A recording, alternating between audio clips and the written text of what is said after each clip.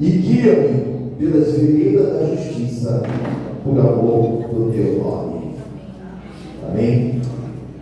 Talvez essa seja a oração mais ouvida nos céus. Talvez essa seja a oração mais feita aqui na terra. Um pedido, uma súplica para que as forças sejam restauradas, para que as forças sejam renovadas. Estamos vivendo em uma geração cansada, uma geração esgotada nas suas forças físicas, mentais, emocionais. A gente percebe que existe uma desestruturação da alma humana, uma inquietação por uma busca de um renovo, de um renovar de forças que parece que não vai chegar. Vivemos diante de um tempo onde as pessoas estão cansadas e até desmotivadas, algumas estressadas, porque têm pedido a Deus de novo, têm pedido a Deus renovação de forças, mas parece que não vai chegar. Mas eu tenho uma novidade para te contar nessa noite. Existe um renovo da parte de Deus chegando. Existe um renovo de Deus chegando para a sua vida. Existe algo fresco da parte de Deus chegando para a sua família. Talvez você esteja no limite das suas forças e já não sabe como reagir às circunstâncias que te cercam. Mas eu queria te dizer que existe uma solução. E hoje à noite Deus vai trazer uma direção para a sua vida. E junto com essa direção, Deus vai trazer um renovar de forças. Você vai sentir algo novo de Deus sobre você hoje. Você vai sentir o poder de Deus descendo sobre você. E esse poder vai restaurar suas forças. Um novo nível de energia vai vir sobre o seu corpo. E você vai perceber que você não está só nessa jornada. Você vai entender que nessa luta chamada vida, você não entrou sozinho. E desde o dia que você se inclinou para buscar a Deus, Deus se posicionou ao seu lado. Talvez as dificuldades tenham tentado bloquear você de ver a presença de Deus e a intervenção de Deus. Mas Deus vai abrir os seus olhos nessa noite. E você vai perceber o quanto Ele está perto de você. O salmista e rei Davi nos traz duas verdades absolutas. O que são isso, verdades absolutas? São questões que não há discussões a respeito delas. São questões que já foram definidas no céu e não existe possibilidade de mudança. Não existe meios para que isso mude. São verdades que, se eu e você colocarmos em prática, nós veremos uma grande mudança em nossas vidas. As pessoas elas têm dificuldade de viver o novo de Deus. E para vivermos o novo de Deus, precisamos aprender princípios divinos que nos levam a viver o novo. E Davi aqui entrega duas verdades, dois propósitos bem definidos no coração de Deus, que ele entrega como uma resposta, como um retorno divino da parte de Deus para a vida dele. Davi não imaginaria que aquilo que ele estava registrando seria uma palavra divina revelada para a igreja hoje. Mas naquela época ele achou importante registrar. E aí nós escrevemos esses dois versículos. Alguém que descobriu o caminho da restauração. Alguém que descobriu o caminho para ter suas forças renovadas. Alguém que descobriu como voltar para a rota certa, para se voltar para o local da onde não deveria ter saído. Aleluia! Alguém que descobriu a importância de estar no propósito, no objetivo. Existe muita gente na direção errada, irmãos. Tem muita gente indo numa direção errada. Estão tentando encontrar algo novo, uma experiência nova, mas está indo para o caminho errado. Está indo usando de meios errados. E hoje nós vamos aprender com a palavra do Senhor como Davi encontrou essas forças e como ele encontrou o desígnio dele de novo na sua vida, na sua jornada. Porque é isso que o texto diz. O texto diz que a força, quando nós buscamos ao Senhor, a restauração renovada de forças, e há uma transferência ou um retorno ao propósito. Diz que no momento que eu busco da forma correta, que eu me posiciono da forma correta, Deus me tira da fadiga, do cansaço, da desmotivação, do desânimo, renova as minhas forças e me redireciona para o propósito certo. Olha o que o texto diz. O Senhor restaura minhas forças, e a parte B, e guia-me pelas veredas da justiça. Então Davi descobriu o segredo de viver um conceito esse, que pode restaurar as nossas forças físicas, espirituais, emocionais, psicológicas, financeira, familiar. Existe um caminho de conserto, gente. Existe uma forma de consertarmos as coisas que está errada. E na maioria das vezes as coisas continuam erradas porque a gente não quer aprender como consertar. E às vezes, por incomodar, a gente recua. Porque existem algumas coisas que para mudar é preciso a gente enfrentá-las. Não tem como algo na minha vida ser mudado se eu não for confrontado com esse algo. Entende isso? As mudanças nascem a partir de um confronto. Ninguém muda por mudar. As pessoas, para mudar de vida, elas precisam ser confrontadas. Entende? Se você não aceitar o confronto divino, você nunca viverá uma mudança. Você nunca vai ser redirecionado para o propósito. Você nunca vai ser direcionado para aquilo que Deus planejou para a sua vida. Porque estamos tão cansados, tão frustrados, tão desmotivados. É simples. Saímos do propósito. Fugimos da onde não deveríamos ter fugido. Aí a palavra de Deus diz que precisamos voltar. E como voltar? É muito simples. Primeiro eu preciso entender que só em Deus a renovação de forças. Diga comigo, só em Deus a renovação de forças. Olha para o seu irmão, diga, não adianta buscar em outro lugar. Então não perca seu tempo.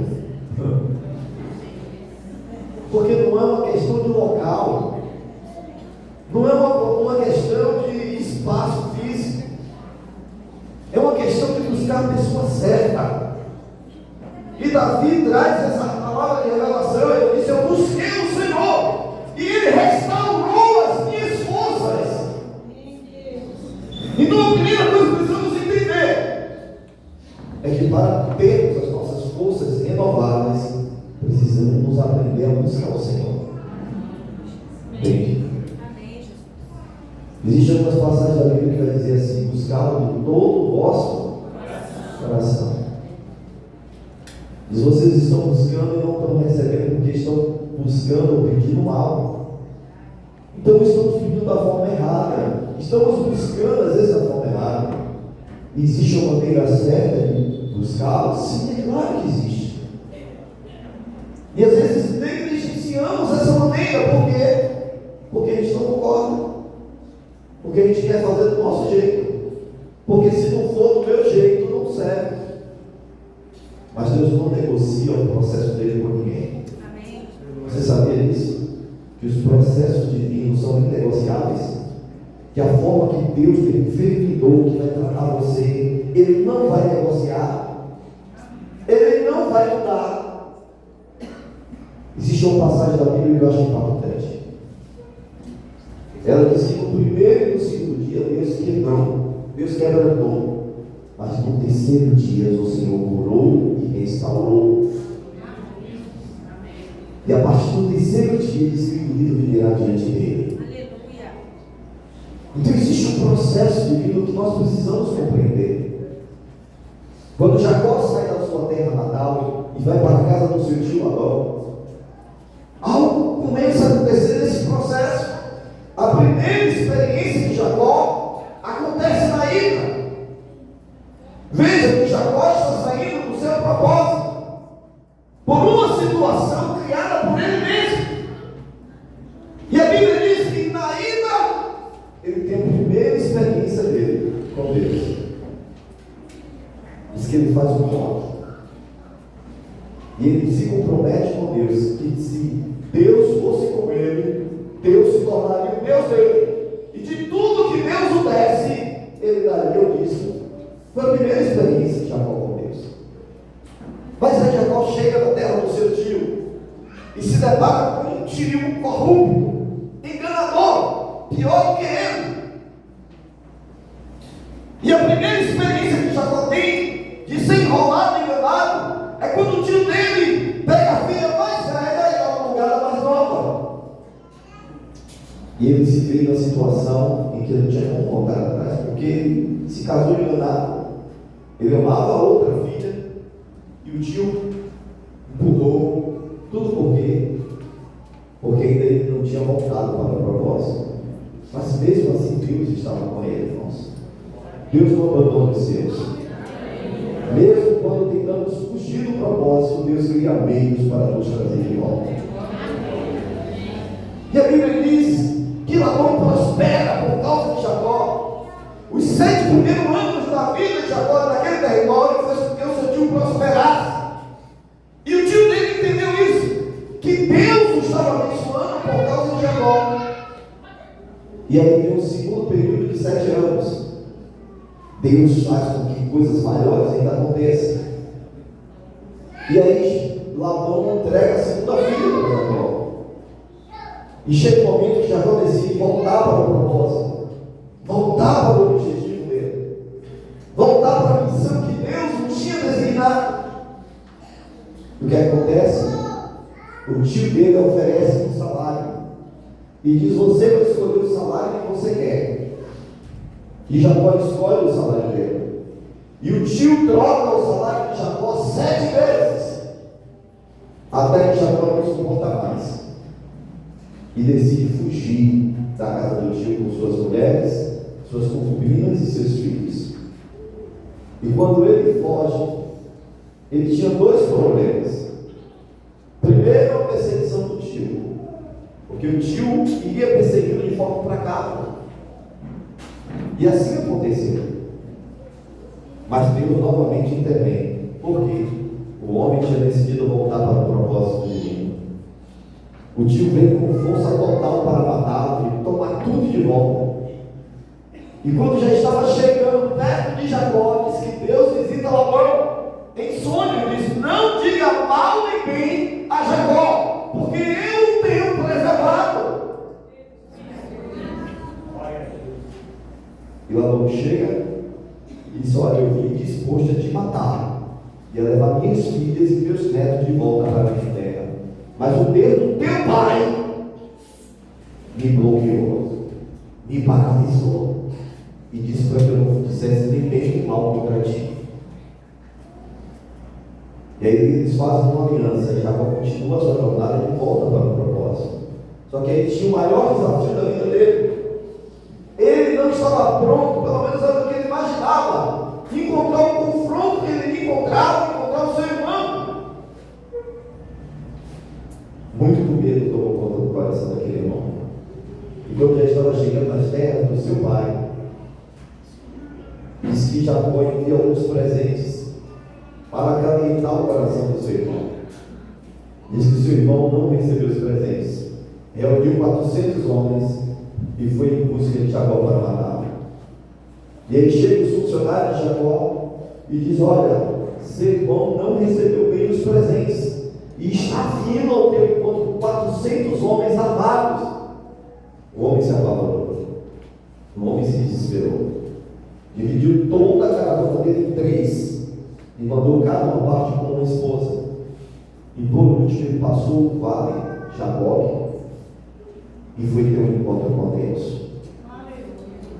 Ele entendeu que ele não poderia voltar para o propósito sem um realinhamento com Deus.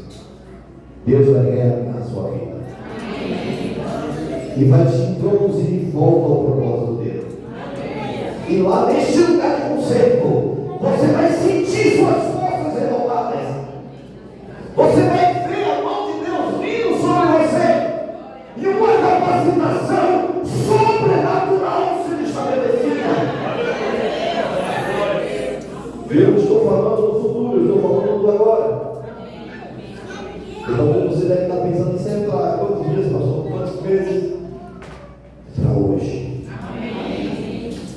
Deus tem pressa. Pressa em consertar você. Pressa em restaurar você. Pressa em colocar você de volta ao local onde você nunca deveria ter saído. E que local é esse, afinal? A presença dele. Olha para o seu irmão e diga: a presença de Deus neste lugar.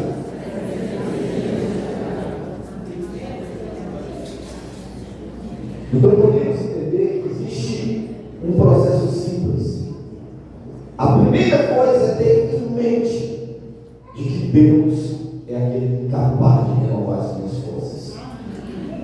E quando Ele nos renova, Ele não nos deixa só. Ele nos introduz ao nosso destino profético. Você sabia que você tem um destino? Todo ser humano nasce com um propósito. Ninguém nasce por acaso. Deixa eu te falar algo, meu irmão. Você não nasceu por acaso. Você não foi um acidente dos seus pais. Mesmo que você tenha ouvido dizer que você foi um acidente, que seus pais não te esperavam, Deus planejou a sua vida. E Ele planejou a sua vida com um propósito bem definido. E é esse propósito que precisamos descobrir para poder viver na intensidade da sua vontade. Eu queria que você abrisse sua Bíblia mais uma vez. Lá no livro de Isaías, capítulo 40, versículo 30.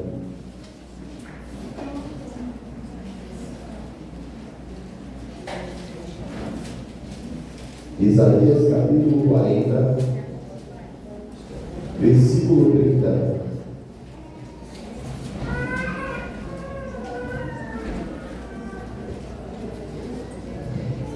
Todos acharam? Vai dizer assim: até os jovens se cansam e ficam exaustos, e os moços tropeçam e caem. É a Bíblia que está dizendo que os jovens e os moços caem exaustos e cansados. Agora imagine se os jovens e os moços, que são aquela classe mais resistente, que mais suporta todo, a Bíblia está declarando que cai de exaustão.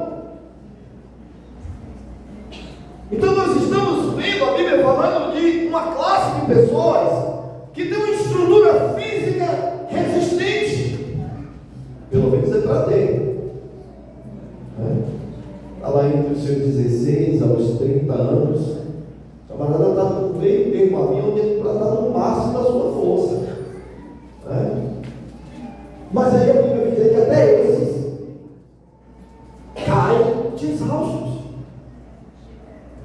Agora, como é possível a Bíblia descrever que pessoas podem cair de exaustão? Simplesmente por um acaso? Não. É porque essas pessoas estão sem uma direção, sem um objetivo. Está como o povo de Israel, rodando em círculo, sem objetivo no deserto. Tudo por causa da desobediência. Tudo por causa da arrogância, da intolerância, da soberba. Deus espera de mim e de você uma resposta clara a respeito da sua vontade. Todo homem de Deus, toda mulher de Deus tem que estar pronta a dar uma resposta a Deus sempre que necessário. E você precisa aprender a dar resposta. Você precisa aprender a dar respostas positivas a Deus. Veja o que a Bíblia diz também. No seu infinito amor, o que é que Deus faz? Aí no versículo 31. Isaías 40, versículo 31 diz assim: mas aqueles que esperam no Senhor renovam as suas forças, voam alto como águias, correm e não ficam exaustos, andam e não se cansam. Aleluia! Agora, no mesmo texto que fala de jovens e moços caindo de exaustão, a Bíblia fala que pessoas, indivíduos, seres humanos, seja eles jovens, seja eles homens, mulheres, crianças, anciões, anciãs, quando eles aprendem a esperar em Deus, eles têm as suas forças renovadas. Agora imagine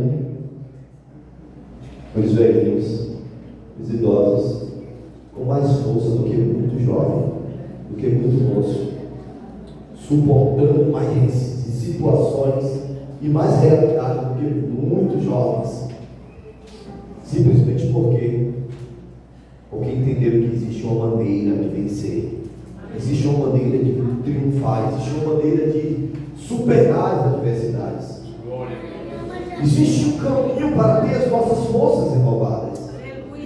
Tem pessoas que na sua arrogância acham que o pecado é esse caminho, que cometer erros é o caminho, que fracassar é o caminho. Não existe mais espaço para isso em nossas vidas. Diga, eu não posso mais fracassar. Diga mais forte, eu não posso mais fracassar. Diga, eu não posso mais retroceder. Bata no seu peito e diga, eu preciso avançar.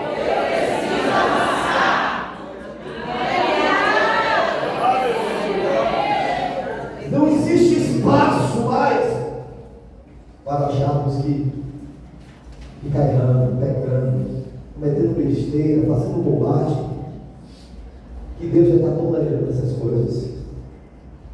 Deus já decidiu, Ele quer renovar as suas forças. Amém. E você precisa decidir receber o renovo das forças divinas. Veja que Deus, Ele não decide em classe, idade, trajetória. Ele decide sim renovar forças.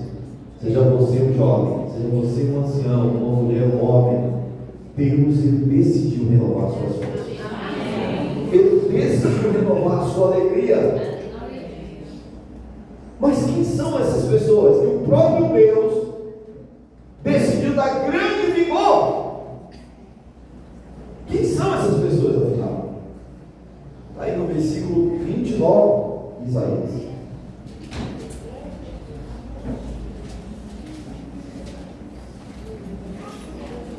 Olha o que diz. Isaías 40, versículo 29. Ele fortalece o cansado e dá grande vigor ao que está sem força. É sobre quem que Deus está falando? É sobre quem que Deus está falando? Sobre quem? Não estou entendendo. Sobre quem Deus está falando? Sobre mim. É algo pessoal. Não é algo coletivo, irmãos. Não é coletivo. É algo pessoal, é a escolha de cada um. Deus decidiu renovar forças. Ele decidiu restaurar o vigor. Ele decidiu renovar a alegria, o entusiasmo. Mas sobre quem Ele vai fazer isso? Sobre mim. Aleluia.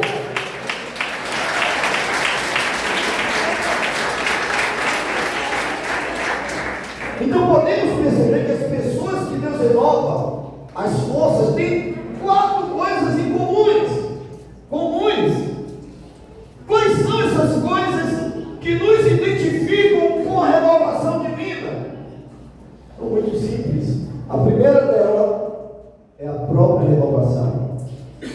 Quando você sente uma força comum tomando conta do seu corpo, da sua mente, dos seus pensamentos.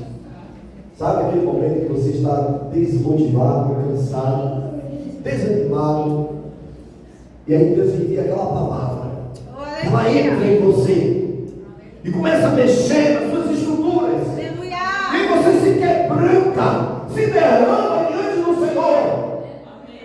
Quando você levanta, você percebe que você não é mais mesmo.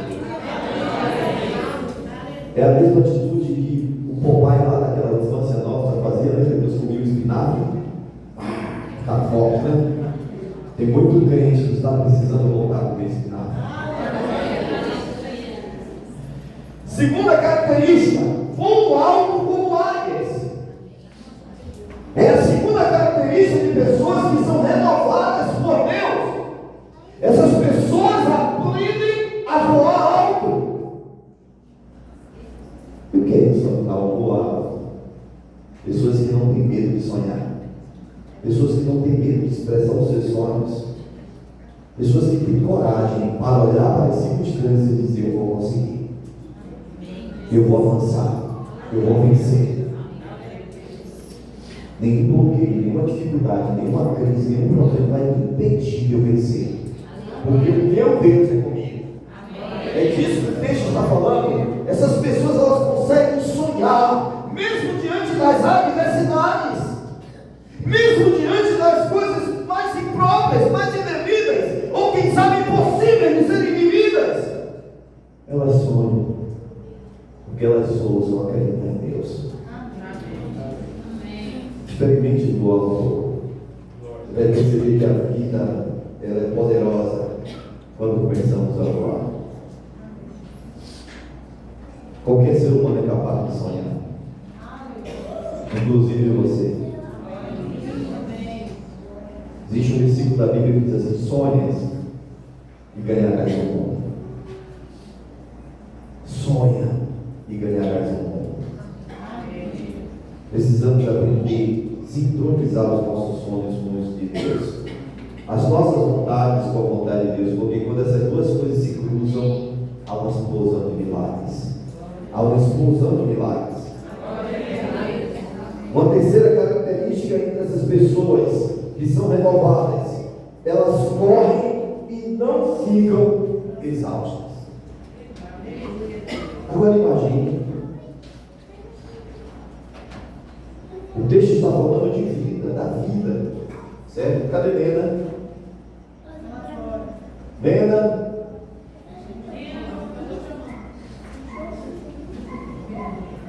Vem aqui, Lena, corra aí, por favor.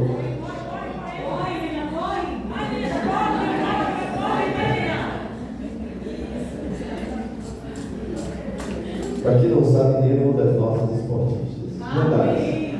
A verdade aqui tem várias, homens e mulheres. Mas ela tem sempre subido ao pódio nas últimas corridas que ela tem ido. Então ela corre muito e persiste na sua corrida, né? Eu queria mostrar com isso o quê? Que qualquer indivíduo pode viver uma vida correndo, irmãos.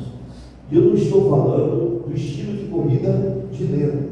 Eu estou usando ela como exemplo porque é algo muito parecido. Correr é um sonho que Deus colocou no coração dela. Disputar corridas é um desafio que ela viu algo importante para ela. E eu gosto de ver essas coisas acontecendo. Imagine Deus. Imagine Deus. É fácil a gente correr fisicamente? É fácil?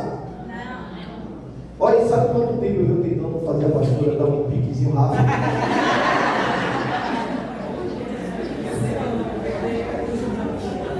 Eu acho que 7 ou 8 anos. Quando a gente consegue ser plantado, porque é raramente.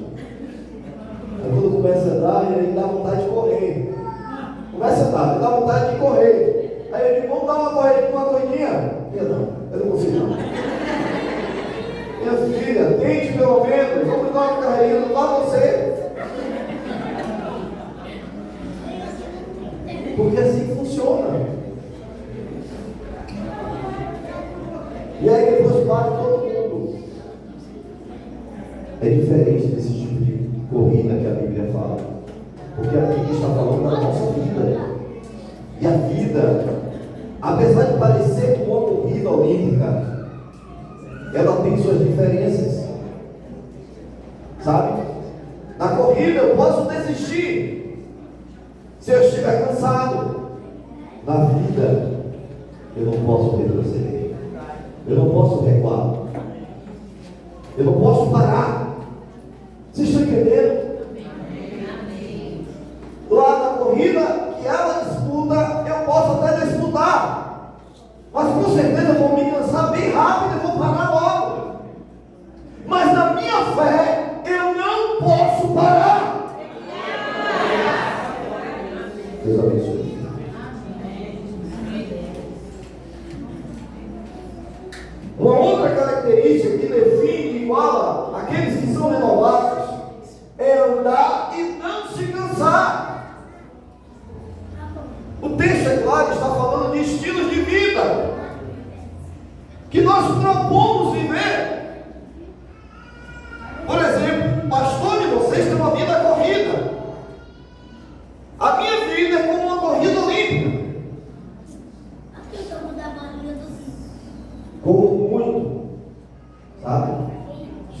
conheço, minha esposa costuma dizer que eu sou muito acelerado, porque eu sou.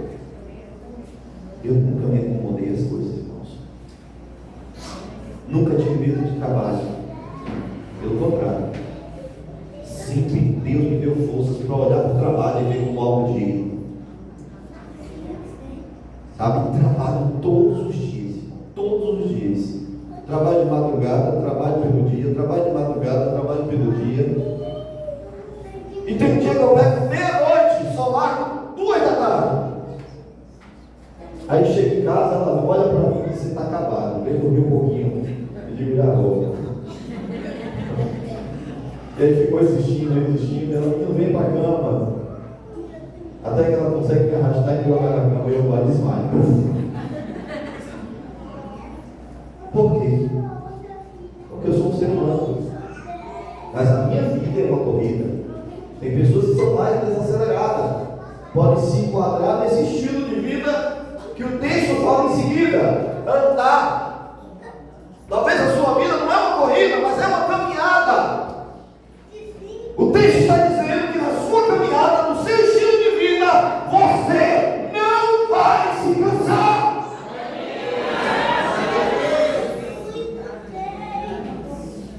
Eu tenho 25 anos nessa jornada. Vou fazer 26. Pensa que eu já pensei em casar. Pensa que eu já pensei em me desanimar. Pensa que eu já pensei em dar uma estacionada, em dar um tempo, uma trégua. Já pensei em tudo isso. Mas nada dessas coisas é o meu lugar de habitação. Eu entendi que o meu lugar de habitação é correndo. E eu corro. Já tenho um projeto. Vou até os 55 nessa corrida. Quando eu chegar aos 55, vou pegar minha esposa e a gente vai dar uma estacionadazinha. Talvez a gente comece com a vida mais andando, né? Andando. Aos 55. Se aposentar aos 55, começar uma vida mais. Cuidar do ministério, de casa, ministério, casa. Mas existe um limite, a gente precisa entender isso. E eu já estipulei o meu limite de correr. Eu não quero correr depois dos 55. Você pode escolher também. O texto diz que você pode viver uma vida corrida e não vai se cansar, mas você pode viver uma vida de caminhada, mais lenta, mas também não irá se cansar. Então não importa o estilo de vida que você vem escolher viver ou que você está vivendo. O que importa é que você aprenda a viver na intensidade que Deus espera que você viva. Porque se você continuar vivendo no superficial, beleza. Uma hora eu creio, outra hora eu já não creio, uma hora eu confio, outra hora eu já não confio. Uma hora eu acredito que vai dar certo, outra hora eu já duvido. Não podemos viver uma vida como essa.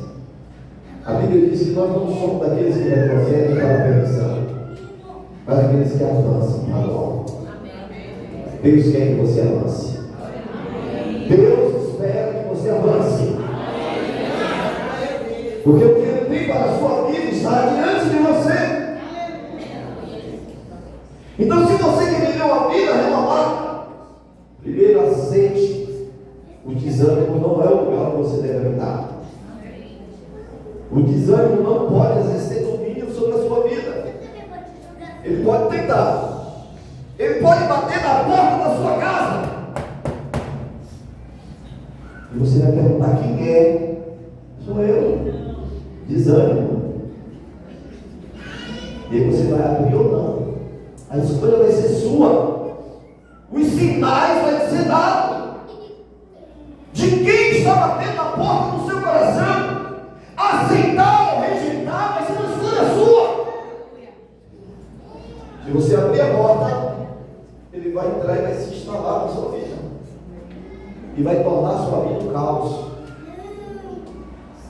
Mas aí cabe você ser prudente, inteligente, dizer desânimo, a minha vida não te cabe mais. Eu não aceito mais. Eu não concordo mais. Eu não quero mais a sua interferência na minha vida. Um dia eu fiz um pacto com Deus, diante de uma revelação que eu tive. Há muitos anos atrás, eu tive uma experiência que marcou a minha vida. Talvez eu não consiga ter uma experiência tão marcante como essa, mas essa marcou a minha vida para sempre. Eu tive uma experiência com Deus que parecia ter sido a noite inteira. Por alguns momentos eu me senti arrebatado pelo Senhor e transportado para um local, para outro local. E eu andava lado a lado com os anjos nessa visão. E nesse momento que o Senhor me arrebatou e me transportou para este local, eu tive uma demonstração de grande amor da parte de Deus para com a minha vida. Por quê? Primeiro, Deus me mostrou o quanto era importante para Ele. Ele me levou a um local como esse, um pouco menor. E havia um pequeno exército ali reunido. E na frente daquele local havia uma mesa redonda. E o anjo me conduziu por meio daquele local. E ele me dizia assim: vamos ali à frente e escute, porque estão discutindo sobre a sua vida. Estão discutindo como vão te proteger. E o anjo me conduziu pelo meio daquele pequeno exército e me levou ao local onde estavam as autoridades reunidas. E eu entendi que eram autoridades espirituais. E eles traçavam planos na mesa, detalhavam estratégias de como iriam me proteger. E depois que eu entendi aquele processo, o anjo pegou para minha mãe e disse: agora venha comigo. E ele me levou para fora daquele lugar. E lá fora ele me mostrou o limite do local, uma cerca protegendo. E do outro lado da cerca havia um exército de demônios. Centenas, irmãos. Centenas. Furiosos. E o anjo disse assim para mim: enquanto você estiver aqui, eles nunca te tocarão.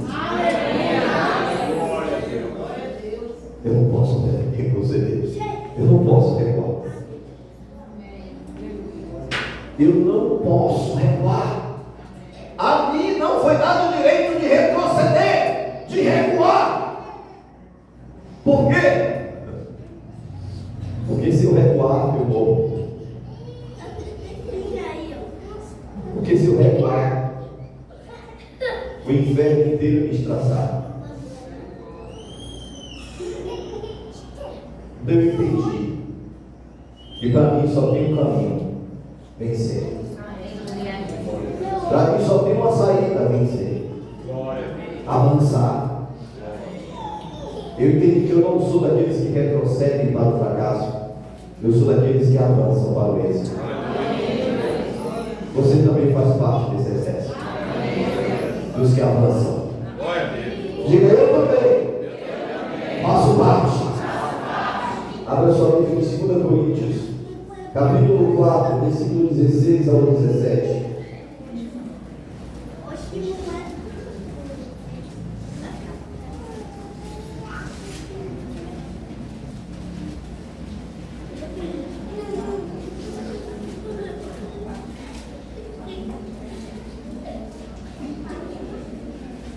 Segunda Coríntios, capítulo 4, versículo 16 e 17 diz assim: por isso não desanimamos, embora exteriormente estejamos desgastados, interiormente estamos sendo renovados, dia após dia, pois os nossos sofrimentos leves e momentâneos estão produzindo para nós uma glória eterna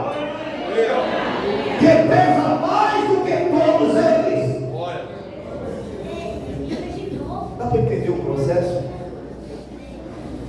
Quanto mais eu avanço, maior é o peso de glória que está sendo reservado.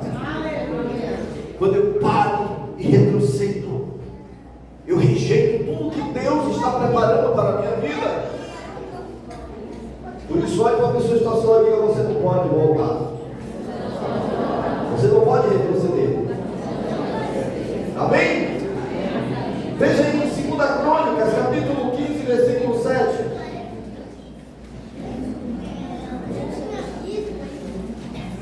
Segunda Crônicas, capítulo 15, versículo 7.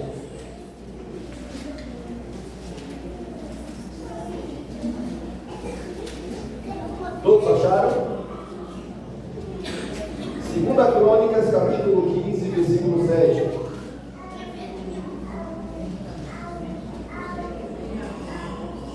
Olha o que diz: mas sejam fortes e não desanimem, pois o trabalho de vocês será recompensado. Veja que a ordem é não desanimar. Então você quer ter suas forças renovadas? Não abra a porta do seu coração para o desânimo. Não abra. Se for precisar enfrentar um confronto, enfrente. Não recue. Vá. Erga a sua cabeça e enfrente o confronto. Viva as mudanças necessárias. Mas não deixe com que nada lhe leve a retroceder, a desanimar. O inimigo está só esperando você retroceder. A Bíblia diz que o diabo está ao nosso derredor bramando como um leão. E ele tem um objetivo bem definido. Enquanto os crentes ainda não têm um objetivo bem definido, o diabo tem o dele: devorar, matar, destruir. Aí os crentes estão brincando de ser crente. Um dia dorme cheio do Espírito, aí acorda vazio. Diz: estou bem desanimado. Mas sabe, irmã, eu vou tomar uma pica ali hoje.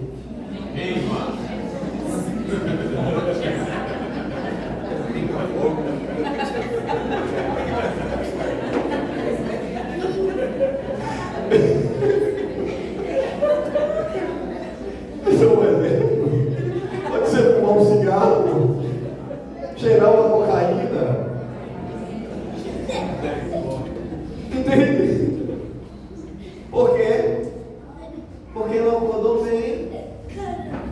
Olha o que o texto diz: mesmo que exteriormente, mesmo que por fora eu não esteja bem, por dentro eu estou sendo trabalhado, eu estou sendo renovado, eu estou sendo restaurado. Então nosso homem exterior não é igual ao nosso homem interior. E quando eu confio em Deus, o processo continua, a transformação continua. Eu não vou ser aquele que vai retroceder. E eu também não. Segundo, se você quer viver uma vida renovada, precisa acreditar nas garantias que Deus dá. Parar de duvidar. Se o próprio Deus está dando as garantias, por que duvidar? Ah, pastor, porque o senhor não sabe o que eu estou passando. Vou cortar minha luz e minha água. Ah, pastor, já estou há 5 meses desempregado. Ah, pastor, só tem guerra dentro da minha casa, é briga após briga.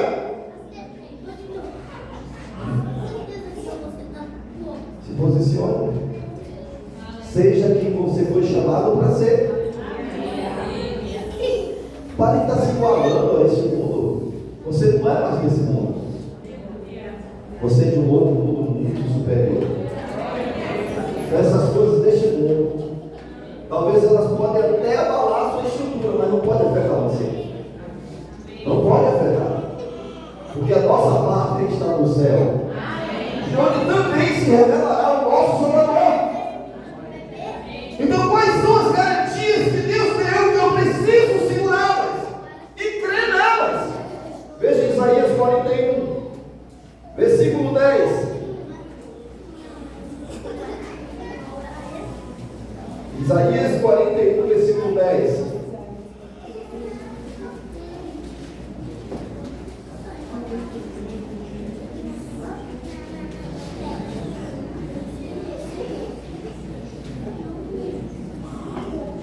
Todos acharam?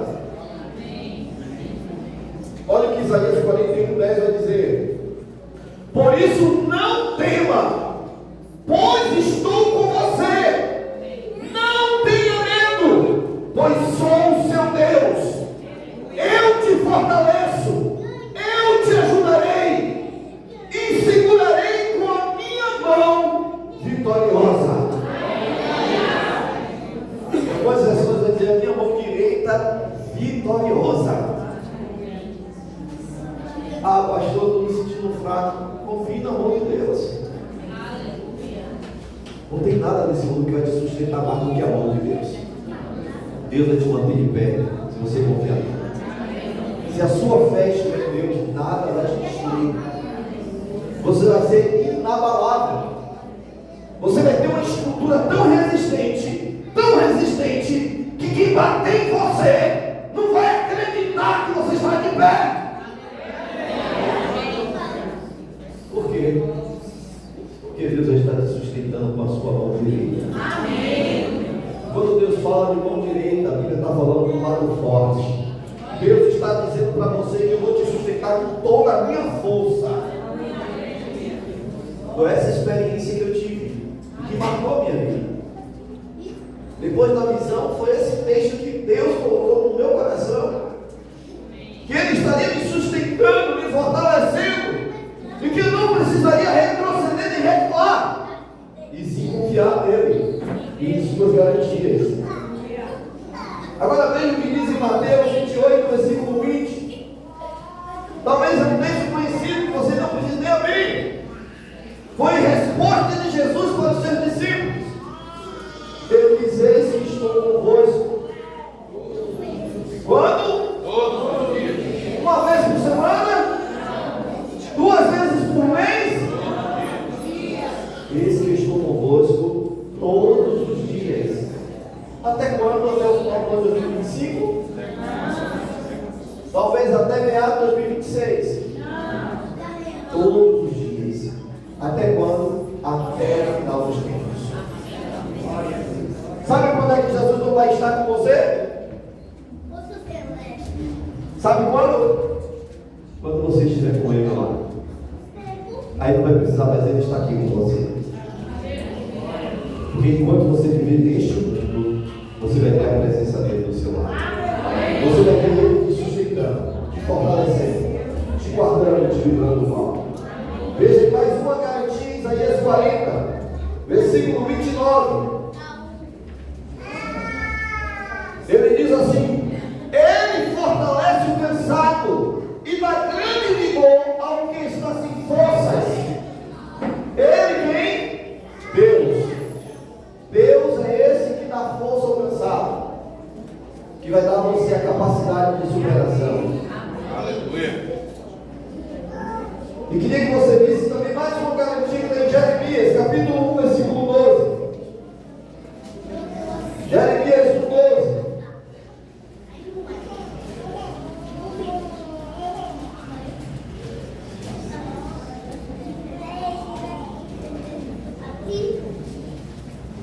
E talvez você esteja pensando assim: mas essa palavra não é para mim, pastor. Deus ainda não falou comigo dessa forma, eu ainda não me sinto seguro. Ouça o que Deus vai falar agora para você. Jeremias capítulo 1, versículo 12. Que diz assim: o Senhor me disse: você viu bem, pois eu estou vigiando para que a minha palavra se cumpra. Agora pense comigo, um Deus que liberou a palavra e agora Ele está de vigia. E Ele diz por quê? Ele diz: eu estou vigiando porque eu quero que a minha palavra a seu respeito se cumpra. Eu quero que a minha palavra a seu respeito se cumpra. Tudo diz respeito às nossas decisões. Deus já tomou a decisão dele. Eu preciso me afirmar na minha decisão e permitir com que Deus conduza os meus passos. Existe um destino certo para você, e acredite, não é um fracasso. Então, quando o renovo chegar, e vai chegar, seja inteligente,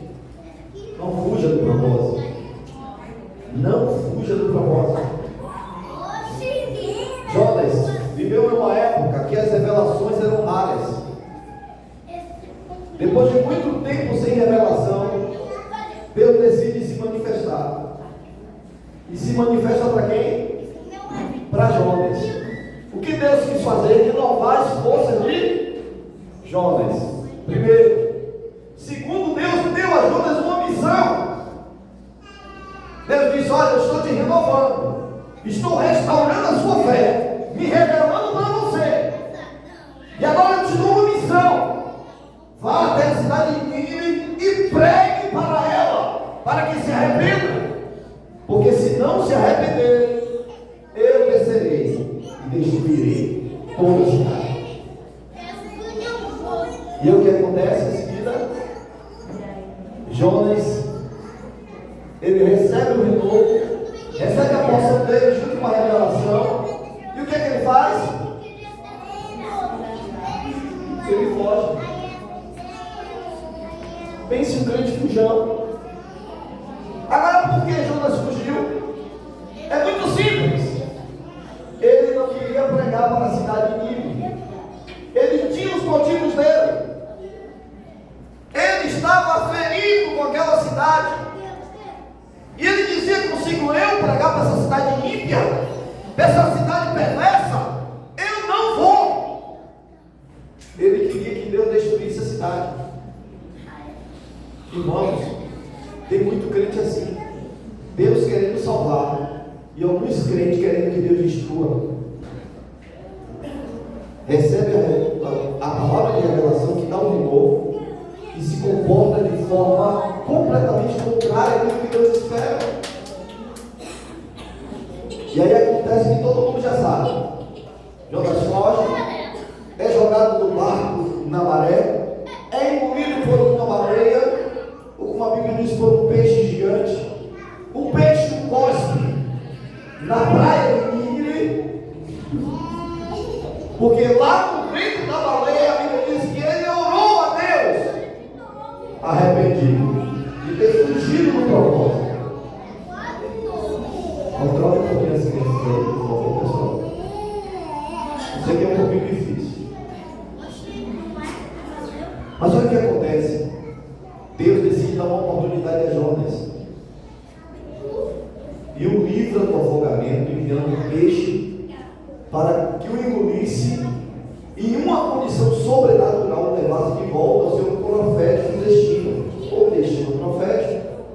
O que Deus mais queria é que Jonas desfrutasse daquele momento entre ele e a vontade de Deus.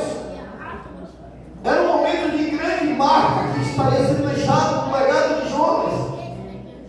E uma cidade de 120 mil habitantes seria salva.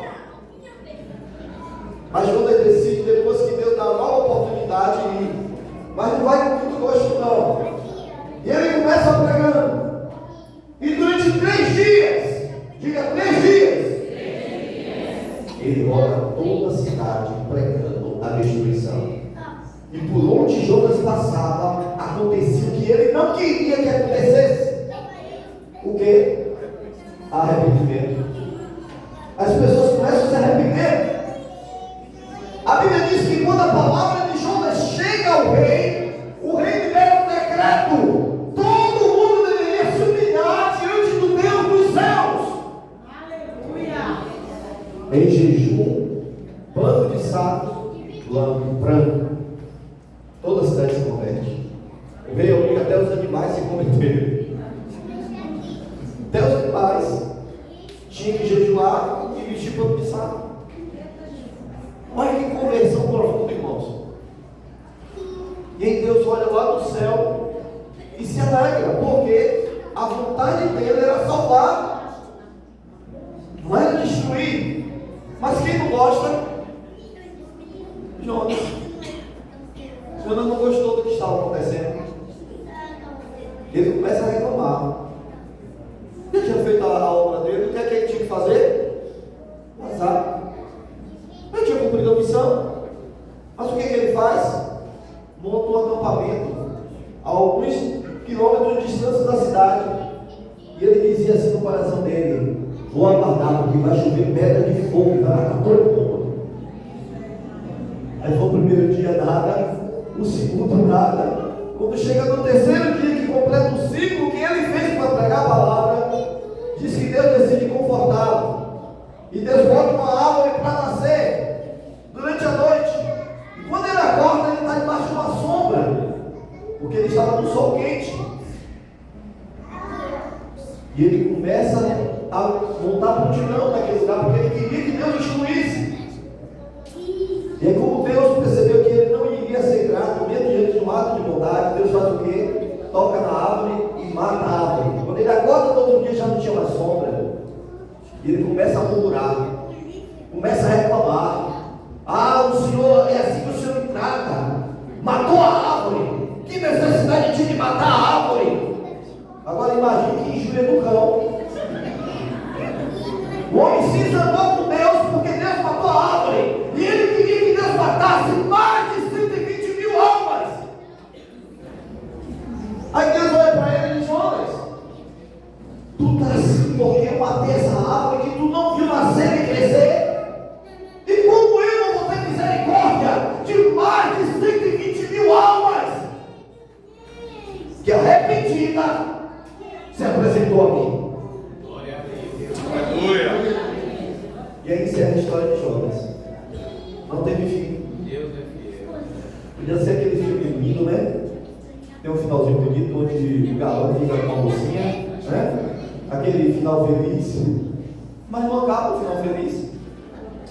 Acaba com Jonas murmurando porque não aconteceu do jeito que ele queria. E olha, meu irmão, você vai ter que se acostumar.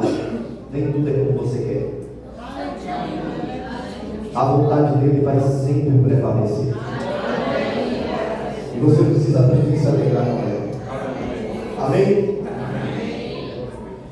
E para concluir, abra sua Bíblia em Zacarias, capítulo 3, do versículo 3 ao 8. Nós já estamos chegando ao final.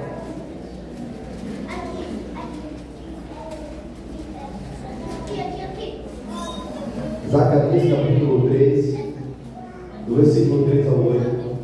Todos acharam?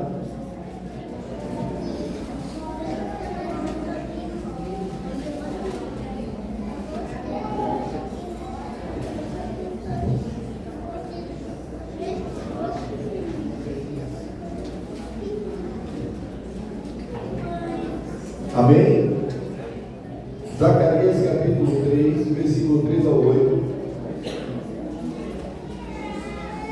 Diz assim a palavra do Senhor: Ora, Josué, vestido de roupas impuras, estava em pé diante do anjo. O anjo disse aos que estavam diante dele: tirem as roupas impuras dele.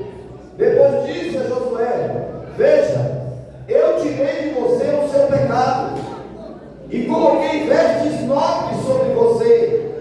E disse também: coloque um turbante limpo em sua cabeça. E colocaram um turbante nele e o vestiram, enquanto o anjo do Senhor observava. O anjo do Senhor exortou Josué, dizendo: assim diz o Senhor dos Exércitos: se você andar nos meus caminhos e obedecer os meus preceitos, você governará na minha casa e também estará encarregado das minhas cortes, e eu darei a você um lugar entre estes que estão aqui. Olha que coisa tremenda. Deus está falando com um homem que foi reposicionado. Estava em uma posição desleal. E a Bíblia diz que Deus o reposiciona na fé. Ele entende que a condição dele não estava boa, que a vida que ele estava vivendo estava levando ao fracasso. E aí ele encontra o desafio de mudar. E a advertência. Veja que a advertência é: se você andar nos meus caminhos, obedecer os meus preceitos, se você for fiel, eu vou te colocar entre esses que aqui estão. Veja que até aqui são revelações terrenas, locais. Mas aí vem o mais profundo. Diz que o anjo olha para ele e diz: olha, tem mais. Se você for fiel, você vai colocar ele, você vai ser colocado entre estes que estão aqui, na minha corte celestiais. Olha que coisa tremenda.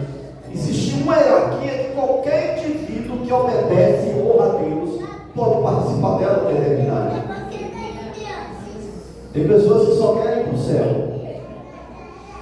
você pode ser alguém importante lá. Você pode ser alguém importante lá. Mas tem isso no céu? Tem. É claro que tem. Quando os 12 apóstolos perguntaram para Jesus, e nós, que deixamos tudo para te seguir, o que foi que Jesus disse a ele? Você vão ser igualzinho a todo mundo lá em cima. Nem pense que vocês vão ter alguma coisa a mais. Mas pode ir se preparando. Todo mundo vai ser igualzinho lá em cima. Por isso? Por isso? Para vocês, os 12, que abandonaram tudo e decidiram me seguir, se assentarão em 12 tronos comigo. Se assentarão em 12 tronos comigo. E vocês serão como juízes lá em cima. Então existe uma hierarquia. Eu sei que só estar no céu é algo maravilhoso. Mas você não sabe qual o propósito que Deus tem para a sua vida. Talvez seja muito além, muito mais do que apenas ir para o céu. E você pode viver esse propósito aqui na terra ainda. Amém? Coloque-se de pé.